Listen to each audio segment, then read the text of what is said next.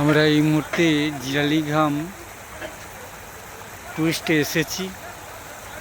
জাহাজখানা মালপত্র নিয়ে যাচ্ছে। শুনেছি নাকি এই সমুদ্রের তটে বিশাল খনিজ পদার্থ আছে। আমি চাই নন্দীগ্রাম বুকে শিল্প গড়ে উঠুক, বেকার যুবক যুবতী সবাই চাকরি পাক, এটাই আমার প্রার্থনা।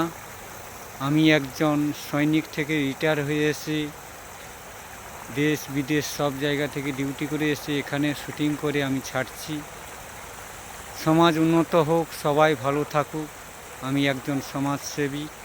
সত্যিকারে বলতে সমাজের দিকে আমি ঝুঁকিয়ে পড়ি, সমাজকে ভালোবাসি। আমি একজন ছোটোবেলা থেকে অনাথ, তাই আমি সত্যি নদী, ঝর্ণা, জল, গাছপালা, আমি পশু পাখিকে আমি খুবই ভালোবাসি, ফুলকে। দেখুন জাহাজটা যাচ্ছে, আমাকেও দেখতে পাচ্ছেন। দেখুন এই যে দেখুন জেলিঘামে এসছি, জাহাজ নির্মাণ কারখানা ডিউটি দিচ্ছি। দেখুন কত সুন্দর লেগেছে।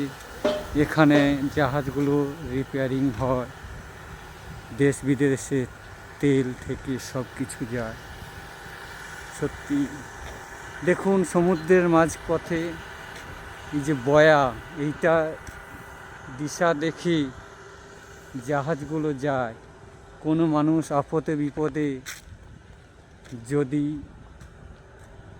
জেলেরা মাছ ধরতে যায়, সেখানে যদি ডুবে যায়, অঘটন ঘটে যায়, সেই বয়ার মধ্যে ওরা রাস্তা দিয়ে ভিতরে রান্নার থেকে সব কিছু ব্যবস্থা আছে। তো আমি প্রত্যক্ষ থাকি না, জানি। দেখুন পশুগুলোর কথা বলতে বলতে পশু পাখি ছাগল চড়ছে নদীর ধারে। জাহাজ দুটো তিনটে করে জাহাজ দল বেঁধে যাচ্ছে। এইখানে খেয়া পারাপারের জন্য এই যে একটা ঘাট হয়ে রয়েছে, সেই ঘাটে সত্যি এইখান থেকে আসা যাওয়া ভেঙে গেছে ঘাটটা। এই যে দেখুন জাহাজের পর জাহাজ আসছে। দেখো পিছনে অনেক জাহাজ আছে।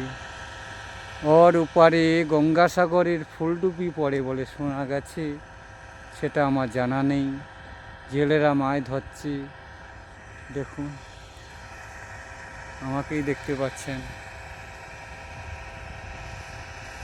কালকে 25 তারিখ খ্রিস্টমাস ডে, তার উদ্দেশ্যে আমরা 24 তারিখে রওনা দিয়েছি।